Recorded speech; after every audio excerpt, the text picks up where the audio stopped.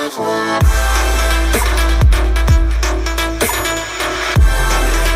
guys! Welcome back to my channel.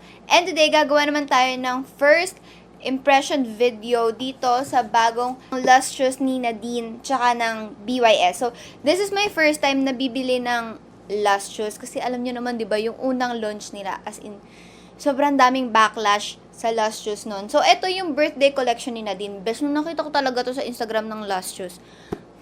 Pero parang nahihinayang ako kasi ito yung nakuha ko, yung everyday na kit. Parang mas gusto ko yung jewel. Kasi yung jewel parang yun yung smoky, mga shimmer. Parang feeling ko lang yung 2,999 ko. Same price lang to, tsaka yung jewel. Parang mas gusto ko yun. Parang feeling ko mas worth it yung jewel na yun. So, ayun. Ito yung nakuha ko kasi binili ko to even before pa nila i-promote yung jewel. So, ayun. Ito yung everyday. Anyway, ito yung 2,999 pesos ko. Hindi to hindi to sponsor. Di nila to binigay sa akin. Hindi nila ako binabayaran para sa video na to. Binili ko to ng sarili kong sahod. Pagkasahod ko, besh, yung 3,000. Goodbye. So anyway, kaya ko winaldas talaga yung 3,000 ko. Hindi lang naman dahil sa gusto ko tong itry. Syempre, nakita ko kasi na ang dami niyang item sa loob. So, ayan yung pinaka-packaging niya. Meron siyang saying dito. So, ganito yung pinaka-theme nung birthday collection niya. Ayan yung mga tarot cards. Manghuhula, something ganun. So, meron kang 8 products in total. So, pag dinivide mo yung 2,999 divided by 8, nasa mga 374.887 na, roughly 375 to isa. Syempre, hindi naman natin alam kung ilan specifically yung bawat isa. Pero, considering na 375 roughly, ang isa dito sa mga to, tapos may libre ka pang mirror. Itong mirror nila umiilaw. So, parang thinking na 375, parang worth it na yun para sa BYS. Parang katulad lang din ng collection ni Catherine, na yung sa 2,500 na yun, ilang happy skin na yung products mo dun, diba? Kasi yung BYS, alam naman natin, medyo mahal yung BYS, diba? So, considering ngayon, mura na siya. Ang dami mo na kasi makukuha. At saka, bet ko talaga yung packaging nila. Kasi yung unang labas nila, hindi talaga ako naakit bumili kasi ang dami talagang backlash nun. So, inisip ko baka magsasayang lang ako ng pera. So, inintay ko to. So, dumating itong moment na ito, na ayun, nakita ko nga ito, tapos yung color selection and something, ayun, binili ko na siya. Parang feeling ko worth it na siya this time. Tsaka, pang ilang launch na to ng Lustrous. So, for sure, na iba na nila yung formula nito. So, ito yung mirror nila. Ito, libre to So, pag inopen mo siya, ayan. Ito yung umiilaw na mirror. So, pipindutin mo siya dito sa gilid para umilaw. Lustrous, tapos, pa-mirror siya. Tapos, ayan. Lahat sila parang merong nakaprint na sign ni Nadine dito sa likod. So, itong packaging niya, sobrang ganda tingnan. Pero yung, niya, plastic lang siya talaga. Pero, parang, hindi ka madadayang plastic lang siya. Alam niyo, yung pagtitingnan mo siya, ang ganda niya tingnan. So, dun kasi talaga ako na sa pinaka-packaging nila. So, ito yung blush. Ito yung shade niya. Ito yung number 1 Fandango. Feeling ko medyo pink to para sa akin. Pero, let's see. Meron din tayong eyebrow kit. Ito, same size lang nung blush kanina. So, ayan siya. Merong mirror. Tapos, meron dalawang eyebrow powders. At saka may brush. So, ito yung pinaka-eyeshadow palette. Ayan. Ayan yung shades niya. Take note na all matte ang shades niya. So, tinan nyo naman yung eyeshadow ko dito. Ayan o, yung white. Nabasag siya. Hindi ako nakabasag nito. I swear. So, ayan. Take note, all matte yung shades. Yung mga nauna niyang nirelease na eyeshadow palettes, puro shimmer. So, ito naman puro mattes. Mars, Nadine, kailan ka naman maglalabas ng eyeshadow palette na may mattes at saka may shimmer?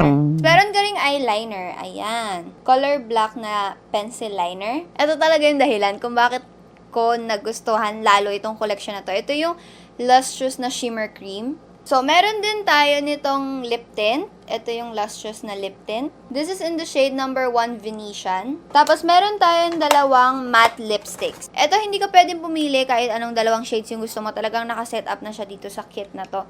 So, ito yung Libra and Sagittarius. So, ayan yung shades nilang dalawa. Ito yung Sagittarius. Ito yung Libra. Tired na tayo dun sa pinaka-makeup application. Ang uunahin natin ay itong Lustrous na brow kit. So, ayan yung dalawang shades ng brow kit niya. Powder lang talaga to. Wala siyang kasamang wax or anything. So, ito yung swatches ng eyebrow powders. Ito yung darker, ito yung lighter. So, ito parang nabibitin ako sa shade shades nitong dalawa. I mean, thank you, kasi meron siyang dalawang shades sa darker yung hair, tsaka sa lighter yung hair. Pero parang feeling ko may, alam niyo, parang may kulang, may something na kulang. Well, anyway, opinion ko lang naman yun, mga besh. Hindi naman tayo pinagbawalan sa mga kanya-kanya nating opinion. So, ilalagay ko yung darker shade dito sa tail end ng brows ko. Hindi ko pala nalinis yung kilay ko. Pero anyway, ito na rin yung gagamitin ko, yung brush na kasama dito. Warm tone pa rin talaga ang labas niya. So, that's my brows. Tapos yung lighter shade, yun naman yung gagamitin ko dito sa may harap. So, ayan na. Natapos ko na yung isang kilay ko. Medyo makapal. So, ayun nga. Yun napansin ko sa kanya. Medyo warm tone itong darker shade niya. Hindi siya bagay sa akin kasi, tinan nyo, medyo maitim yung kilay ko dito kasi may buhok-buhok. Pero pagdating dito, pak. So, may tendency hindi magpantay yung kilay ko kasi hindi ko pa sila nalilinis dalawa. Hindi talaga sila pantay, lalo na pag tumubo na yung mga sumpa nila dyan. So, ayan na yung kilay ko. Titigilan ko na siya kasi feeling ko kumakapal siya na kumakapal habang ginagalaw ko siya. Pero ayan na yung kilay ko. So, mag-move on na tayong lahat at dito na tayo sa eyeshadow palette. Ayan. So, for me, kung gagawin mo yung makeup mo at ganito lang yung brush mo, hindi mo talaga magagawa yung makeup mo, besh. Sa lapad ng talukap mo sa mata, dito kasha. So, kuha ko ng brush. Ang brush na nabibili lang sa DV. Ayan. Meron ako dito. So, kunin ko yung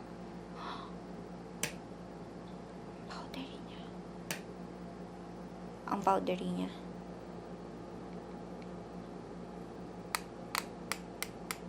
Lagay ko siya, ikakalat ko lang siya sa aking eyelids. Na ang powder niya, mga be?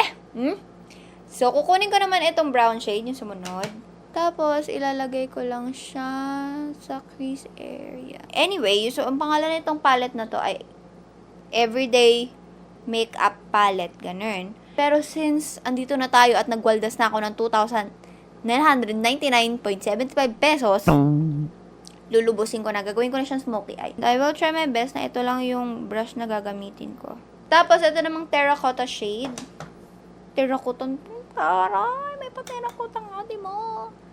So, isi-sweep ko lang ulit siya sa crease. Mamaya, babalik pa ako dito pagkatapos ko ilagay yung mga darker shades. Okay lang, lumalabas naman agad yung kulay niya. Like, isang dip ko pa lang to dun sa shade na yun. At saka madali siyang i-blend. O, tinan mo, kahit eto lang, pabalik-balik lang na ganun, wala siyang harsh lines. So, kunin ko na lang tong bimpo ko. Dapat talaga tissue to, mga besh ka. So, nawala ng stock ng tissue ang ate nyo. So, ito na muna. Nilinis ko lang yung brush ko. Tinanggal ko lang yung excess na shadow para magamit ko siya pang blend. So, kunin ko itong, para siyang brown, para siyang reddish, dark brown na shade. Nilalagay ko siya dito sa eyelids ko. Nilalagyan ko lang yung buong eyelids ko. Yung sa ilalim ng crease. So far, kahit powdery siya dito sa pinaka-palette, wala pa naman siyang fallout, oh. Fairness. So, yung excess dito sa brush, ilalagay ko lang din dito. So, ayun na yung eye makeup ko. Kung gusto niyo naman idagdag yung black, go. Do your thing. Kung gusto niyo gamitin yung black, go. Pero, lilinisin ko na lang ito ulit yung brush ko gamit dito sa bimpo ko. Pasensya ka na. Dadaanan ko lang ulit ng blend yung mga kanto-kanto, char. So, ngayon, gagamitin naman natin yung pencil liner niya. So, ito yung pencil liner niya. Gagamitin natin siya pang tight line. Kumukulay naman siya agad. So, ayan ang pinagkaiba ng may tight line sa walang tight line. Diba? Para ka nang nag-mini eyeliner.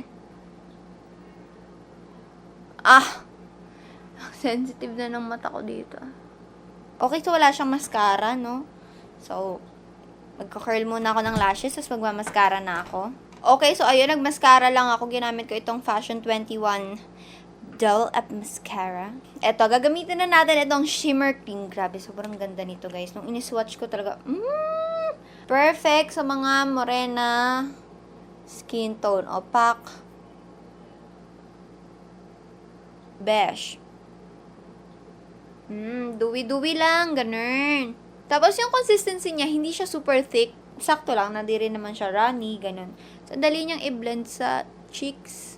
Ito yung tipo ng cream na pag sinuot mo ay hindi halatang naka-shimmer cream ka talaga. Kasi nga parang, katulad sa akin, ayun nag-blend lang yung kulay nung shimmer cream, yung pinaka undertone niya doon sa skin ko. May pinaglalaban ang dewy skin. Tapos noo, huwag nyo kalimutan yung noo kasi shimmery nga yung dito nyo, tapos yung noo nyo naman sobrang matte. Ganon. Huwag kalimutan ng noo. Tsaka dito sa gitna. Kasi ito, pag gumigilid ka ganon, nagre-reflect din yung ilaw dyan. So, dito ko siya nilalagay. Okay. So, ayun yung shimmer cream. Baka sumobra na ako dito. So, gagamitin na natin ngayon itong blush. Kinuha ko na lang itong aking unicorn na brush.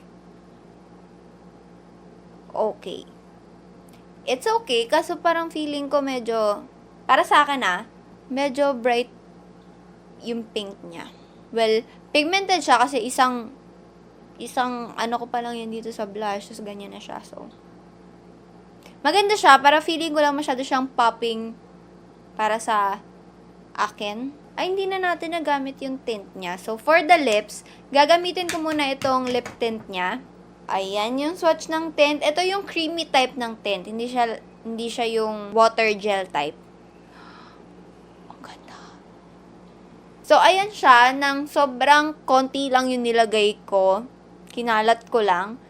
Pero kapag bubuuin natin yung kulay ng tint, kung meron man sa inyong nagbubuo ng kulay ng... Ayan yung pinaka-shade ng tint na feeling ko lipstick na, hindi na siya tint.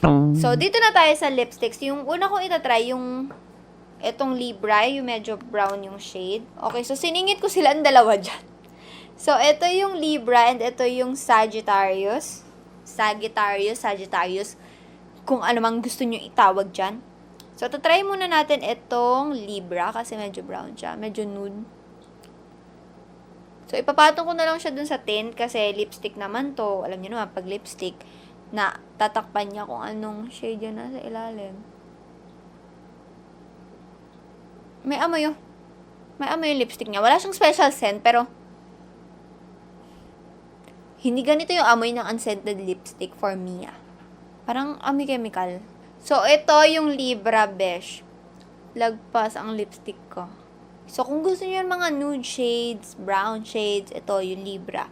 Well, meron ka pa, wala ka naman choice. Kasama to sa set, itong Sagittarius. So, ayun yung next natin na isa-swatch. Pinya sa lips, parang meron ka talagang suot na lipstick, pero super duper minimal. Yung feeling na yon na walang nakakairita. Yung hindi katulad ng mga creamy lipsticks na gumagalaw talaga sa bibig mo pag magano. Kaya ito hindi. Nakastick talaga siya sa lips mo. Ang ganda niya to, super matte talaga. So, hindi pantay yung lips ko, baka pati yung pansin ninyo. Hindi pantay yung upper lip ko para mas makapal dito. Pero, SKL. So, natanggal pati yung tint sa ilalim. Pero, nagtint na siya sa lips. Alam niyo, para natanggal na yung layer ng tint na cream. Pero, ayan. Nagstay talaga siya dyan sa lips. Okay, so dito na tayo sa Sagittarius. So, ito yung Sagittarius, mga be. Pak, diba? Tensya na kayo kung lumalagpas yung lipstick ko, no? Hindi tayo gumamit ng lip liner ngayon. So, for my final thoughts, dito, hindi ko siya matry ng buong araw kasi alam niyo naman, gabi nag-film ang atin yung busy my work. Eyebrow kit. Feeling ko may iba pa siyang shades. Not sure. Pero nakalagay kasi dito 01 Espresso. Pero for me, hindi ito yung shade ng eyebrow kit. Para sa kilay ko, para sa hair type ko, ay para sa hair color ko kasi tinan nyo, parang warm tone siya. I mean, kung titignan nyo siya ng dyan, okay siya. Parang bagay yung shade sa akin. Pero pag titignan nyo na dito, lalo na sa mga walang, yung mga maninipis lang yung buhok, tapos parang makikita mo talaga yung pinaka shade ng powder. Warm tone siya, tignan. Next one, itong blush. Itong blush, sobrang pigmented nito, kaya pag gagamitin nyo, sobrang konti lang yung, tapos top off nyo na yung excess. Ayun. Siguro binabagayan lang din talaga yung kulay nito. Ito kasi super popping yung pagka-pink niya. So, for me, parang hindi ito talaga yung type ko ng blush. Although, mukha siyang fresh, ayun. Pero parang feeling ko, hindi ko talaga siya feel. Ito, it's okay. I mean, blush siya kung blush. Yung shade lang, not for me. Pero syempre, hindi naman tayo pare-parehas ng skin tone, ng preference. Ito lang naman yung para sa akin. Okay, so dito sa eyeshadow palette, powdery siya. Powdery talaga siya. Pero wala siyang fallout. Nakita nyo naman, hindi pa ako nagbabrush ulit ng under eyes ko. Pero wala siyang fallout talaga. Parang pag dumikit na siya sa brushes, dumikit na sa skin mo, nandun na siya. Tapos magbe-blend na siya. Hindi siya nagfo-fall out dyan.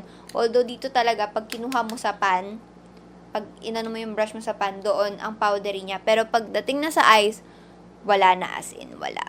So for me, okay na yun. Kaysa naman yung ang dami mong fallout. Parang mas mahirap naman magtanggal ng fallout pag nasa mukha mo na yung fallout, diba? Ayun. So that's it. So, yung brush, hindi ko nagamit yung brush kasi sobrang nipis. Parang feeling ko mas magagamit ko pa siya as lip brush. Shimmer cream. Ito talaga yung pinaka-favorite ko sa kanilang lahat. Yung shimmer cream. Kasi, diba? Ang ganda. Parang sobrang natural yung glow niya. As in, dewy talaga yung mabibigay niya sa'yo. Hindi siya yung shimmer na glitter. Hindi. Sobrang fine.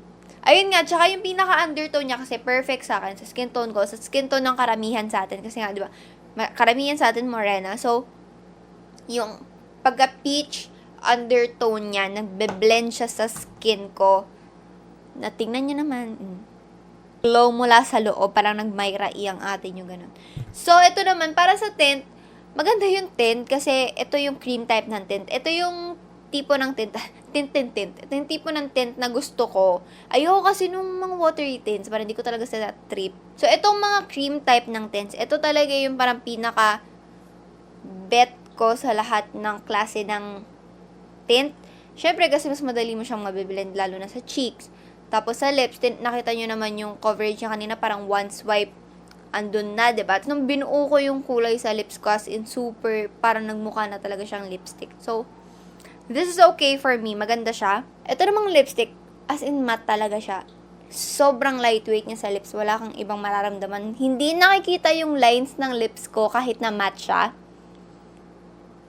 Wala. Walang dry feeling. Feel mo talaga may matte lipstick ka, pero parang hindi talaga nakaka-bother. Parang okay lang sa akin. Ang ganda niya for me. Ito, thank you so much Nadine sa palibre mong salamin. So, ayun lang guys.